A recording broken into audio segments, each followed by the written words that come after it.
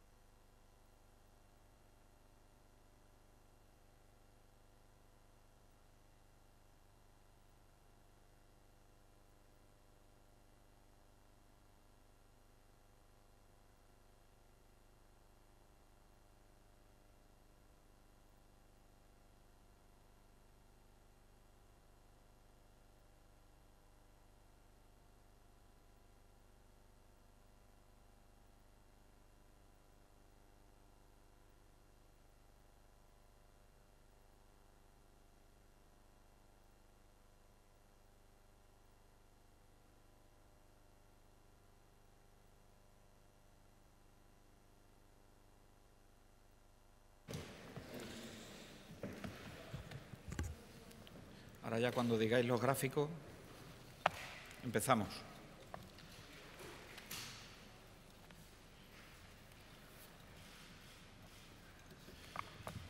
Tú mandas. Televisión Española manda. Que es el último que ha llegado al trípode.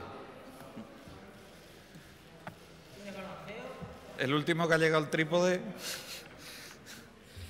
Bien, buenas tardes a todas y a todos.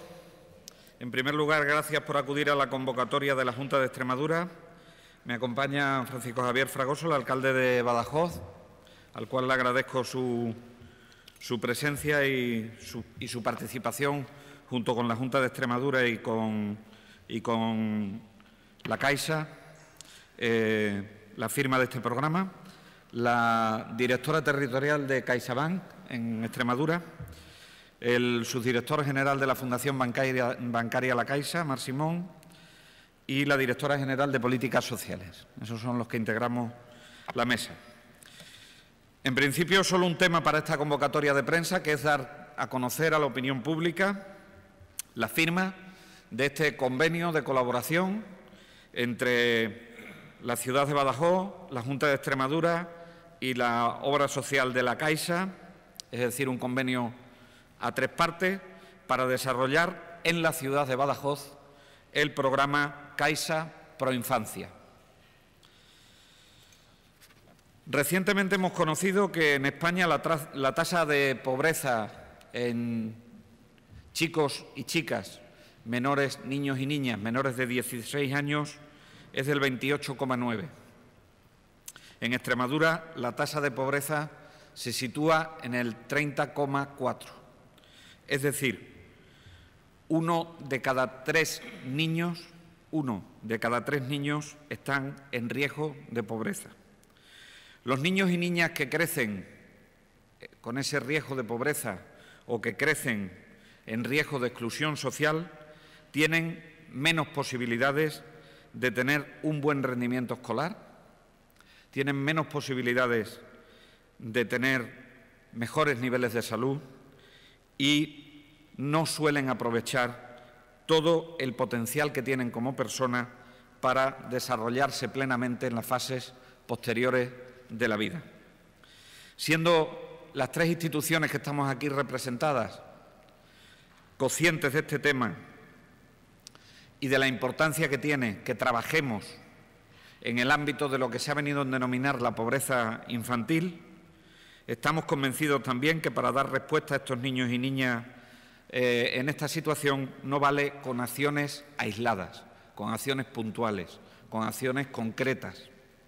Y por lo tanto es necesario dar respuesta desde múltiples ámbitos de responsabilidad, desde distintas instituciones, donde reconozco el esfuerzo que hace el Gobierno de España a través de los programas que tiene a nivel nacional, también los otros programas que tenemos a nivel autonómico y, por supuesto, también a través del Instituto Municipal de Servicios Sociales, lo que hacen desde la ciudad de Badajoz. Pero lo que hoy firmamos aquí es ese compromiso público del que ya les he hablado, pero además incorporamos la colaboración privada a través de la obra social de la Caixa, que nos parece de muchísima trascendencia por el programa que tienen de Caixa Proinfancia. ¿Cuál es el objetivo? El objetivo no es otro que dar una respuesta holística, una respuesta integral a las necesidades de las familias que lo están pasando mal y que se encuentran en situación de pobreza o en riesgo de exclusión social.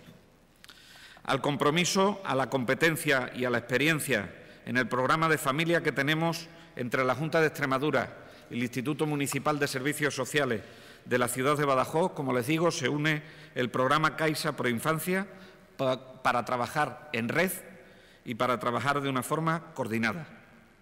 Porque está demostrado que es en el entorno urbano donde se suelen dar en determinadas zonas bolsas de pobreza o de exclusión social, es por lo que comenzamos este programa de Caixa Proinfancia y así lo hemos decidido en la ciudad de Badajoz. Badajoz es la ciudad más grande de Extremadura. Badajoz, además, tiene una tradición en participación comunitaria que no lo tienen otras ciudades de nuestra comunidad autónoma, y Badajoz tiene la tradición también de trabajar en una de las zonas que va a ser prioritarias para este programa, que es la margen derecha del Guadiana, donde, como les decía, el modelo de participación comunitaria está muy desarrollado y se complementa con el programa de barrios que vamos a desarrollar también entre la Junta de Extremadura y el Ayuntamiento de Badajoz, denominado Crisol. El programa Caixa Proinfancia irá dirigido a un total de 50 familias residentes en las zonas de actuación que les decía, margen derecha del Guadiana de la ciudad de Badajoz, familias que tendrán al menos un niño o niña o chico o chica menores de 18 años, al menos uno, que no tengan menores que estén bajo la tutela de la Administración, puesto que ya no estaríamos hablando de unas condiciones de familia en las que sirviese, en las que fuese efectivo el programa integral de la Caixa Proinfancia, con un nivel bajo de ingresos, y para calcular el nivel bajo de ingresos se suelen ponderar el número de menores que viven en la casa, se suele ponderar la situación de monoparentalidad y se suele ponderar la situación de discapacidad de algunos de los menores. Con eso se hace un cálculo y estas familias que se incorporan son elegidas por una mesa de trabajo donde están presentes el coordinador de la entidad que aglutina el programa de la Caixa Proinfancia, un trabajador social que trabaja en esa zona, un educador social que trabaja en esa zona, un representante del centro de salud de esa zona, que en este caso será el Centro de Salud del Progreso, y un representante de al menos un centro educativo que esté en esa zona. Esa mesa de trabajo evalúa las familias candidatas, selecciona a esas 50 familias y con ellas se buscan los objetivos del pleno desarrollo del menor a través de dos medidas fundamentales: el aprovechamiento educativo, que mejoren el rendimiento en ese aprovechamiento educativo, y por otro lado que se acaben incorporando al mercado laboral alcanzando una autonomía económica posterior. Para ello se realizan distintos subprogramas dentro del programa de la Caixa Proinfancia, que son un refuerzo educativo. Les decía que era muy importante el aprovechamiento educativo, por lo tanto se hace ese refuerzo educativo. Se hace una educación no formal y de tiempo libre para que aprovechen también esa parte de su vida. Se hace un apoyo educativo familiar, trabajando directamente con la familia y complementando, como les decía, los programas de apoyo a la familia que ya tenemos desde la Junta de Extremadura. Se hace atención y terapia psicosocial y se hace también educación dirigida a promocionar la salud y a prevenir las situaciones de enfermedad derivadas de estas situaciones que se viven.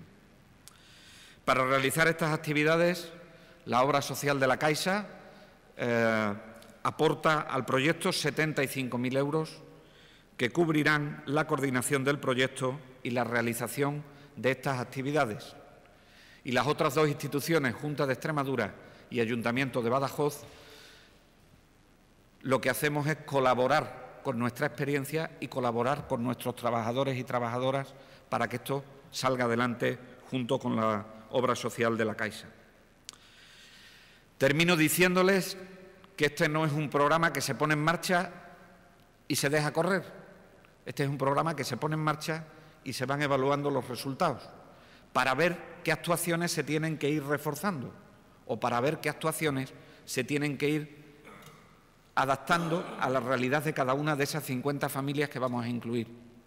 Y para eso hay una mesa institucional donde están representadas la Consejería de Sanidad y Políticas Sociales, la Consejería de Educación y Empleo, el Instituto Municipal de Servicios Sociales de Badajoz, la Caixa y el Servicio Extremeño de Salud. Ahora le paso la palabra al alcalde de Badajoz y posteriormente tomarán la palabra desde la obra social de la Caixa y desde CaixaBank. Bueno, pues muchísimas gracias, querido consejero, directora general Carmen, querida María Jesús, directora territorial, querido Marc, subdirector de la Fundación Bancaria de la Caixa. En primer lugar, pediros disculpas, mi capacidad de edición está limitada por una leve parálisis facial, lo cual también como poco más decir que la traía ya puesta de Badajoz, no me ha ocurrido cuando llegaba a Mérida, digo para tranquilidad de todo el mundo. Bueno, yo fundamentalmente porque el consejero ha explicado magníficamente el programa. Yo me siento tremendamente orgulloso y debo agradecer tanto a la Junta de Extremadura como a la Caixa en sus dos versiones, de negocio bancario como de fundación social, de fundación bancaria, el hecho de que hayan elegido la ciudad de Badajoz para desarrollar un proyecto donde desde los servicios sociales de base, desde el Instituto Municipal de Servicios Sociales, llevamos años trabajando tanto en un programa de familia como en un programa de intervención social en barrios que pueden tener mayores dificultades. Por lo tanto, yo creo que este es un magnífico ejemplo de cómo cuando nos ponemos a colaborar las administraciones, y en este caso de las manos de la sociedad civil a través de la Fundación Caixa, con un programa muy específico, muy testado ya en España, nos da la garantía de que va a ser un éxito en la ciudad de Badajoz.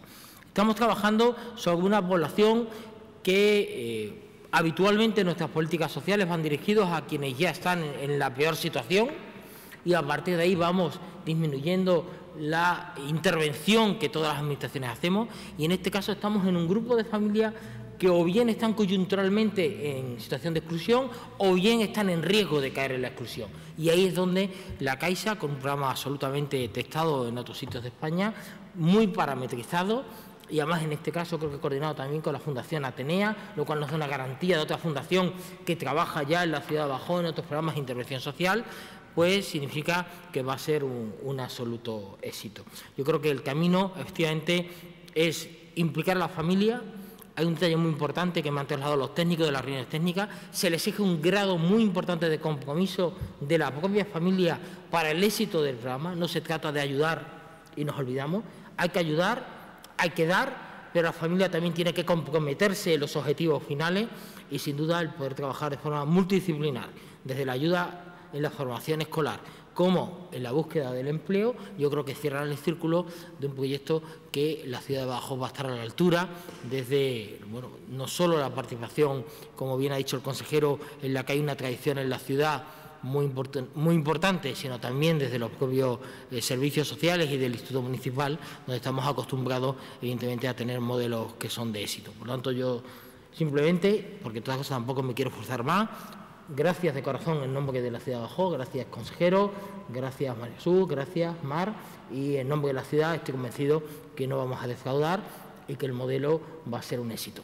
Hay más proyectos que tenemos en común, esto ya el consejero tuvo la oportunidad en la visita que me hizo junto con la directora general, hablamos del proyecto Crisol, que vendrá a complementar ese otro proyecto que ya la ciudad hace de intervención social en barrio, que ahora mismo hacemos en la barriada de Suerte de Saavedra, más algunas cuestiones más, junto también con empleo, que queremos también desarrollar, que me parece fundamental. En definitiva, la gente lo que quiere es que nos pongamos de acuerdo en buscarle soluciones precisamente a quienes más lo necesitan. Por lo tanto, por mi parte nada más, y creo que mi obligación, porque el programa lo merecía, es, independientemente de que tenga capacidad de hablar más o menos fluido, estar hoy aquí demostrando que para mi ciudad, para la ciudad de Badajoz, lo que estamos haciendo hoy es algo muy importante y que tenía que agradecer de corazón. Gracias. Marc. Bueno, pues lo primero, muy buenos días a todas y a todos, y un saludo especial al consejero, la directora de Políticas Sociales, alcalde, compañera y amiga directora territorial de CaixaBank aquí en Extremadura. Yo creo que se ha explicado lo que es el programa. Agradezco además también la presencia con toda esa situación de parálisis facial. Y sí pienso, y un poco complementando lo que el consejero decía, que estamos ante un programa, primero, que es el más importante que tiene la Fundación La Caixa en este momento, la obra social de La Caixa, a nivel económico y a nivel global, y seguramente a nivel de empeño, puesto que encajando dentro de lo que es la misión de la obra social, de contribuir a construir una sociedad que sea mejor, que sea más justa y que dé más oportunidades a aquellos que más lo necesitan, estamos enfilando algo directo de futuro, porque son niños y niñas, de niños y niñas que objetivamente están en una situación de desigualdad respecto a los demás, y que pretendemos que esa situación cambie y, por tanto, que les dé plena igualdad cuando estén afrontando su capacidad de ser autónomos, ¿no? Hablabas de las tasas de pobreza. El programa empieza en las 10 áreas metropolitanas más pobladas de toda España hace casi 10 años, fue a final del año 2007, en un momento en el que la crisis aún no estaba, y en un momento en que esa tasa, que ahora, como comentaba, se acerca al 30%, con algunas diferencias según la comunidad, pero yo creo que no son muy apreciables, esa tasa pasaba del 20% ya. Por tanto, en una sociedad que parece que tiene recursos para todos, que un 20% de la población que tiene niños y niñas esté en ese riesgo de pobreza, entendíamos que era algo no asumible y no aceptable, sobre todo si queremos pensar en clave de futuro. Como bien decías también, José María, hay un tema de fondo con todo esto. Cuando miras esa herencia de la pobreza, la otra parte que se hereda también es el nivel educativo, y seguramente esto está directamente relacionado con la capacidad de producir un ascensor social.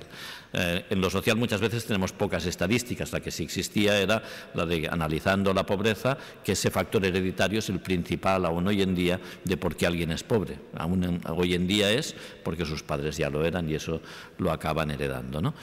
El programa, cuando hace esta apuesta por estar con familias en situación por lo menos de pobreza relativa, que obedecen a esos parámetros que el consejero comentaba, pero que le añadimos que estén dentro de un itinerario de inserción social, de un plan de actuación, que quiere decir esos compromisos que también hemos comentado en la mesa por parte de la familia, quiere decir que estén con la voluntad de salir de esa situación. Lo que hace es centrar en colectivo de evidente dificultad y darle todo aquello para que el desarrollo del menor durante esos años pues sea igual que el que sería en otra circunstancia.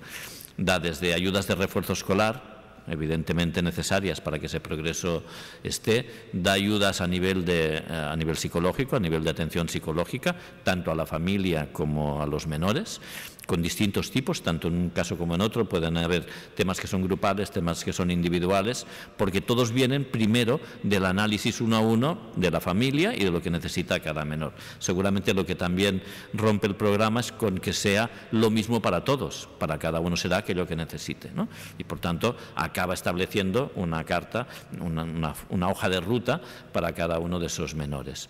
También está todo el tema de atención, de alimentación, higiene, por tanto promoción de la salud, que complementando a la atención psicológica tiene ayudas también a veces económicas, sobre todo con familias con menores de 3 años.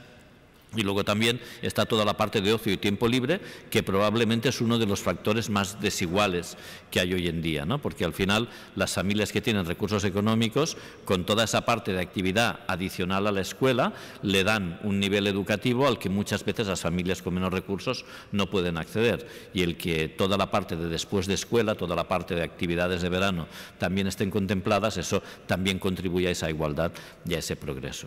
El programa, que como decíamos empezó hace casi 10 años, de la mano también de una dirección científica, de la mano de haber cambiado mucho de cuando empieza y haber mejorado, por tanto en método como en organización, pues permite todas esas mejoras que podamos estar hablando por primera vez en estos momentos aquí en Extremadura y en alguna otra comunidad, de superar esas 10 ciudades más pobladas de toda España, que es donde ha estado durante estos años, ¿no?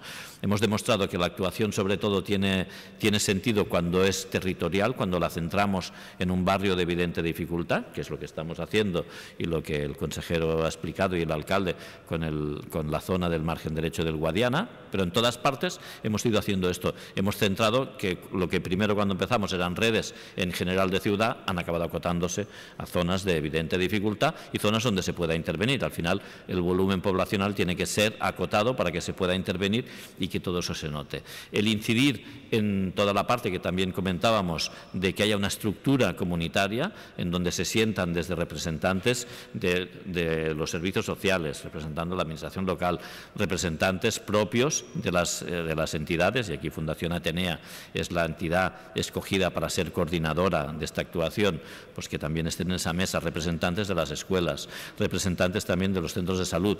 Bueno, todo esto lo que hace es organizar y dejar una estructura comunitaria, que esto seguro que es un bien para muchas cosas más que no solo el programa, ¿no? Como decía, en estos 10 años de historia también nos ha permitido testar y ver si el resultado era correcto y si seguía por lo menos, seguramente ver que todo esto produce un ascensor social. Necesitamos muchos años para comprobar que estos niños y niñas al final tienen esas mayores oportunidades futuras, pero por lo menos lo que sí hemos podido ir viendo si esto da mayor progreso escolar o no.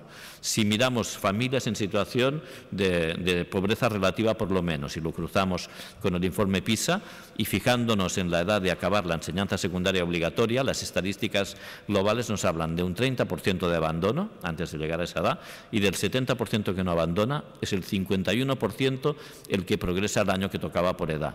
En nuestro programa, que el año pasado atendió a unos 60.000 niños y niñas, 62.000 para ser exactos, en toda España, de los que por edad les tocaba acabar la ESO, tuvimos un 7% del abandono, y del 93% que no abandonó, el 81% progresó el año que le tocaba por edad, que es una buena manera de ver que esa igualdad pues está funcionando, ¿no? Son unas tasas parecidas ya a las de la población normalizada. Y esto por tercer año consecutivo, con un volumen suficiente, hemos podido irlo comprobando. Por tanto, pensamos que sí que hacer todo esto de manera metódica, de manera individualizada, como decía, para que cada uno tenga aquello que necesitaba.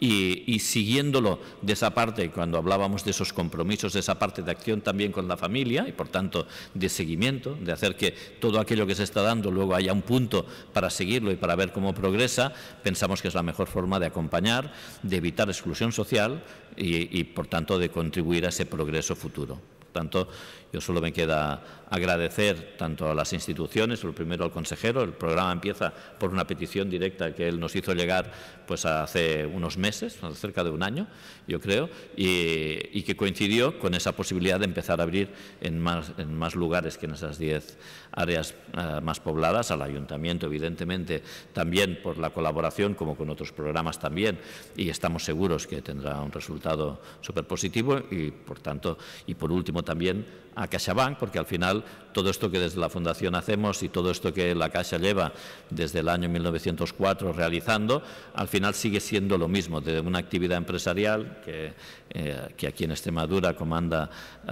María Jesús. Al final de eso nos vienen unos recursos que nos permiten atender a la población que más lo necesita, que yo creo que es el denominador común que en todos estos años ha tenido. Y le agradezco especialmente esta presencia a María Jesús, porque al final siempre en todos los actos de obra social ella encuentra el hueco necesario para estar y para compartirlo, y yo creo que es la mejor demostración de que esta esencia de lo que es la Caixa sigue siendo la misma en todos estos años. Muchas gracias. Muy bien, María Jesús. Bueno, yo poca cosa más puedo añadir. Agradecer, como todos, la colaboración que siempre tenemos con la Consejería. José María, muchas gracias, consejero. Con el Ayuntamiento de Badajoz, evidentemente. La directora general, como no podía ser de otra manera, y mi compañero Marc de la Fundación. Poca cosa quiero añadir porque se ha dicho y se ha explicado muy bien el programa. Tan solo yo, como representante, como decía Marc, del área financiera del grupo, del banco, en definitiva, mostrar una vez más el compromiso de todos los que formamos parte de este banco, que es un banco diferente, que es un banco que tiene alma. En concreto, en Extremadura, 260 personas que están cada día luchando para hacer mejor su trabajo, para comprometerse más con la ciudadanía, en este caso de Extremadura, realizando, por un lado, el trabajo financiero, el asesoramiento de nuestros clientes y, por supuesto, mi agradecimiento a nuestros clientes, porque sin ellos no podríamos realizar nada de lo que realizamos a través de la obra social. Es que no me queda nada más que añadir. El programa es estupendo, es un programa que nos hace una ilusión tremenda a los que estamos trabajando cada día aquí en Extremadura poderlo traer y, como muy bien dice Marc, el consejero nos lo pidió explícitamente y nosotros todo lo que nos pide el consejero lo intentamos hacer, con lo cual estamos muy satisfechos y muy contentos de que hoy hayamos podido firmar el inicio de esta nueva relación, porque la verdad es que tenemos muchas y variadas y trabajamos conjuntamente de manera perfecta. Agradecer también a la prensa que hoy esté aquí para poder trasladar a los ciudadanos de Extremadura todo lo que intentamos hacer para mejorar la convivencia y la vida de las personas que tienen más dificultades para poder desarrollarse. Muchísimas gracias. ¿Preguntas? Sí, buenos días. Una precisión. ¿Esas 50 familias que son seleccionadas ya están dentro de otros programas de actuación? ¿Son nuevas? Quería saber cómo funciona. Y supongo que esto, la posibilidad de extenderlo a otras ciudades, por ejemplo, Cáceres o de las más importantes de Extremadura. El salchichón a rodajita, que dicen en mi pueblo. Primero vamos a empezar con este programa en la ciudad más grande de Extremadura y probablemente a partir de ahí pues seamos capaces de... Después, si lo estimamos oportuno, vemos los resultados, vemos cómo se están comportando, vemos cuál es el compromiso de la familia, pues estoy seguro que no habrá ningún inconveniente en que lo podamos exportar a otras ciudades dentro de lo que se consideran ciudades grandes en Extremadura, que ya sabemos lo que son, ¿no? Afortunadamente tenemos un gran desarrollo rural y eso nos permite poder prestar unos servicios casi personalizados. Esa es la ventaja que tiene Extremadura con respecto a otras comunidades autónomas que tienen grandes ciudades y a las que antes se refería Marc en su intervención. Estas familias, como decía, son seleccionadas. Son seleccionadas y son seleccionadas a través de esa comisión de la que contaba, ¿no? Y son familias que, evidentemente, por un lado, tienen que tener el compromiso de querer participar para que el programa se pueda desarrollar de forma adecuada y, en segundo lugar, tienen que cumplir los requisitos que se establecen en las bases para acceder al programa. Pero sí, serían familias evidentemente nuevas. ¿Eso quiere decir que algunas no estén dentro de los programas que ha citado el alcalde de apoyo a las familias? No, es compatible una cosa con la otra. De hecho, habrá familias que puedan compatibilizar esas cuestiones y probablemente pues con ese apoyo es a lo que antes se refería Marc cuando hablaba de hacer prácticamente una un traje a medida de la familia. Es decir, cuánta intensidad de refuerzo educativo necesita, cuánta intensidad de apoyo psicosocial necesita, cuánta intensidad de apoyo a las actividades de ocio y tiempo libre necesita, cuánto apoyo familiar necesita.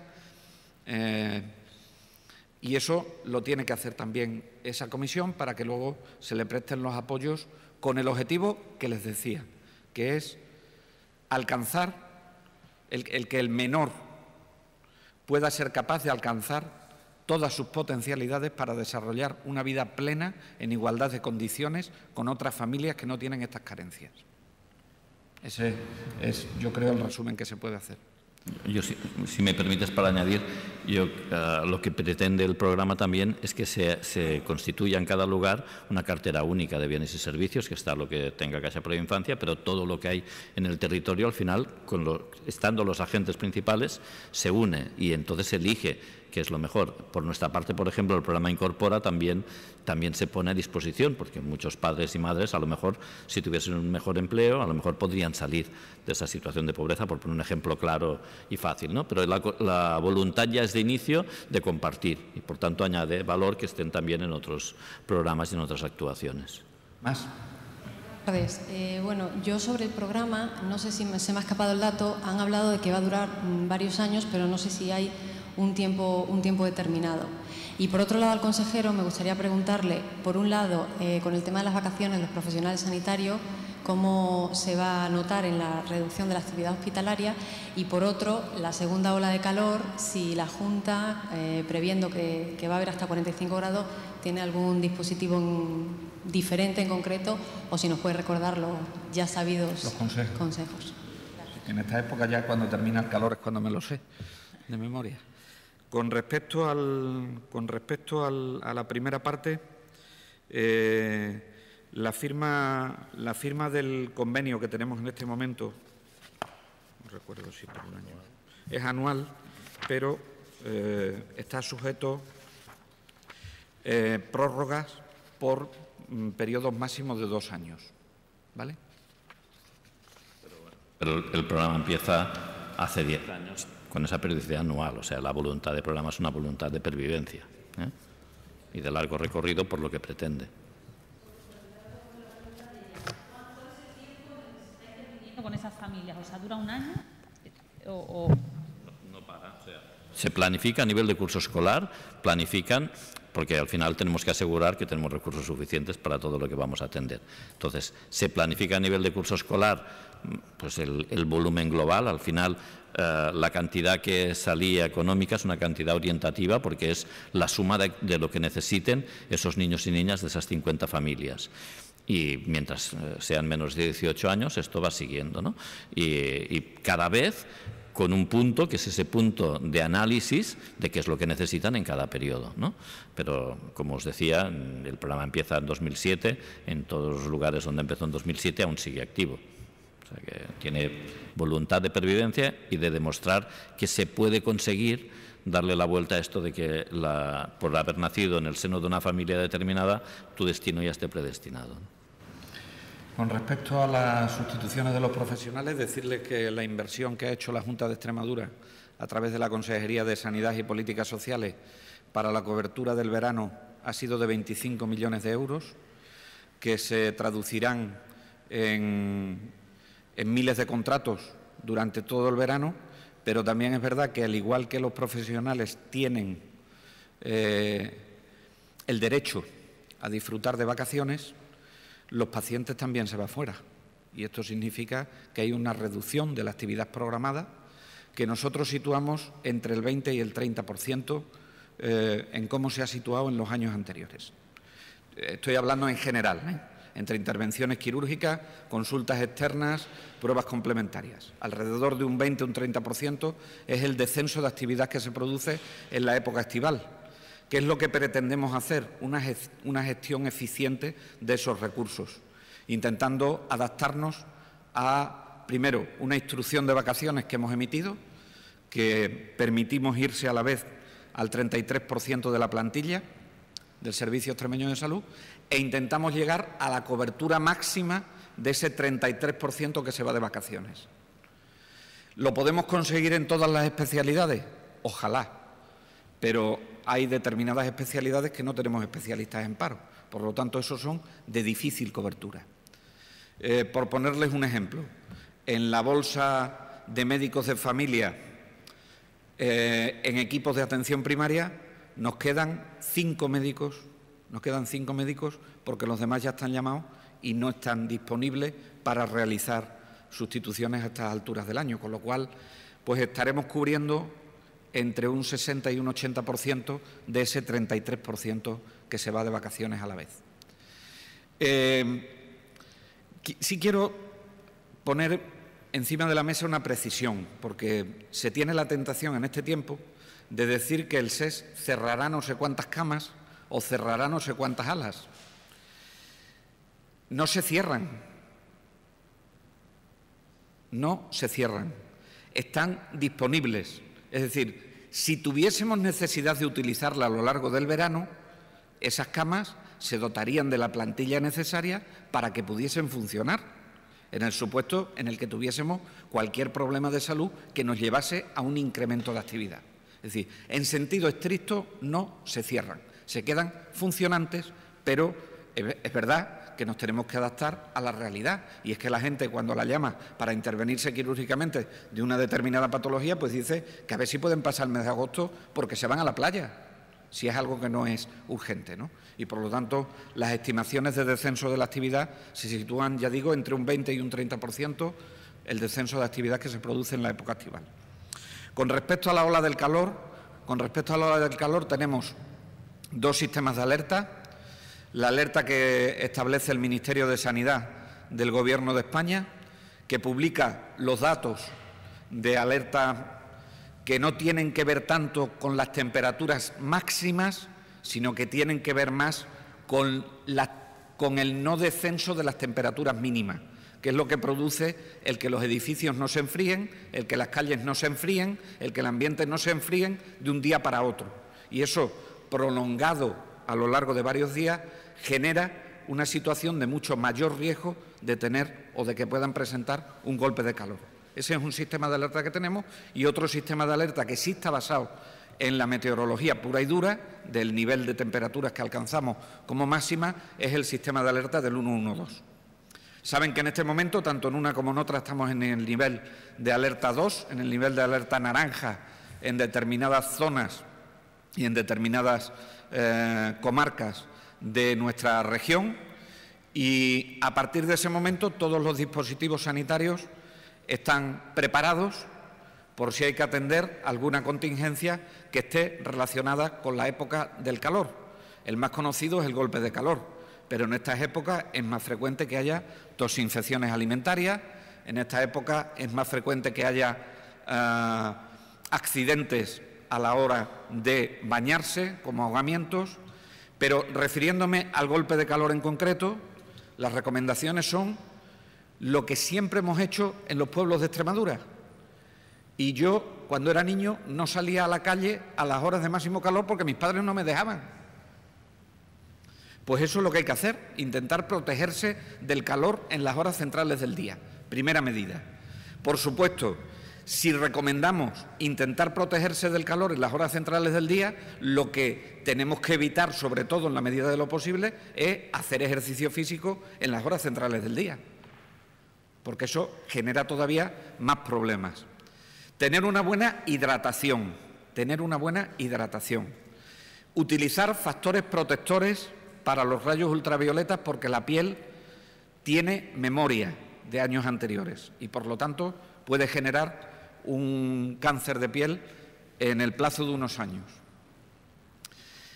Hidratarse bien, protegerse en las horas centrales del día, y cuando tengamos alguno de los síntomas del golpe de calor, entonces alertar a los servicios de urgencias que tenemos en la comunidad autónoma o acudir a un centro de salud.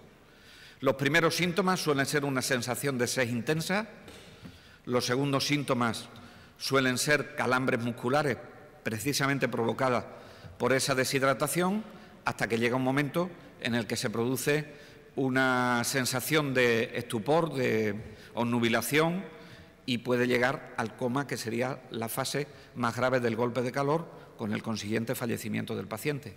Con lo cual, yo creo que estas son las medidas son las de sentido común, las que siempre hemos hecho en Extremadura.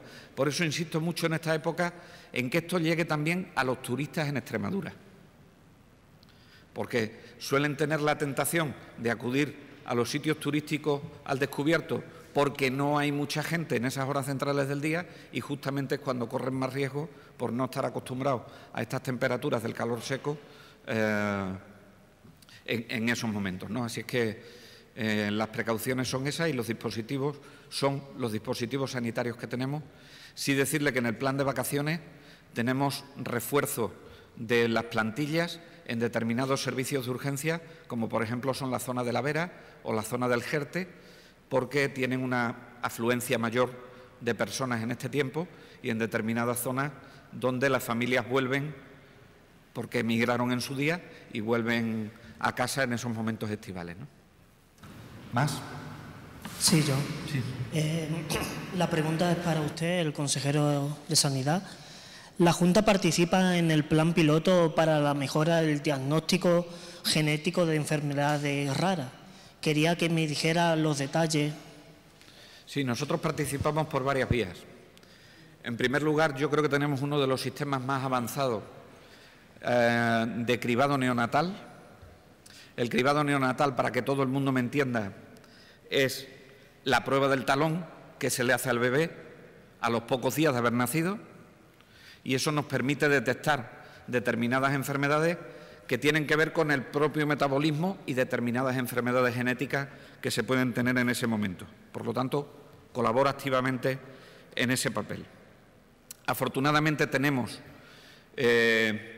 2 unidades de referencia para enfermedades raras que dan consejos genéticos en los 2 hospitales de referencia provincial, en el Complejo Hospitalario Universitario de Badajoz y en el Complejo Hospitalario Universitario de Cáceres. Y luego tenemos una unidad de enfermedades raras de adultos que de momento es de referencia regional y se sitúa en el Complejo Hospitalario de Badajoz, pero con posibilidades, cuando ya acometamos la apertura del nuevo Hospital de Cáceres, de que haya también una unidad de enfermedades raras en adultos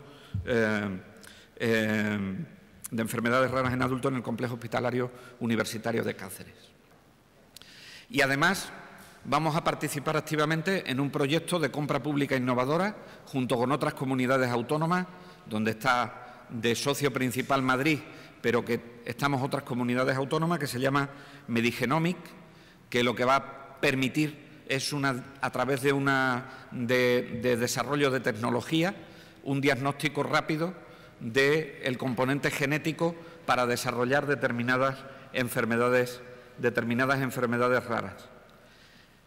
Y también colaboramos estrechamente con FEDER, que es la Federación de Enfermedades Raras, para el diagnóstico y, lo que es más importante en estos casos, que es la orientación a los padres cuyo niño ha sido diagnosticado de una enfermedad que lo tiene alguno más en España, y que esos padres lo que necesitan es sobre todo orientación, experiencia, que les digan las cosas claritas desde el primer momento y que sepan a qué especialistas de referencia acudir en todo el país utilizando los centros y servicios y unidades de referencia. Esa es la colaboración que hacemos en el diagnóstico genético de las enfermedades raras. ¿Más?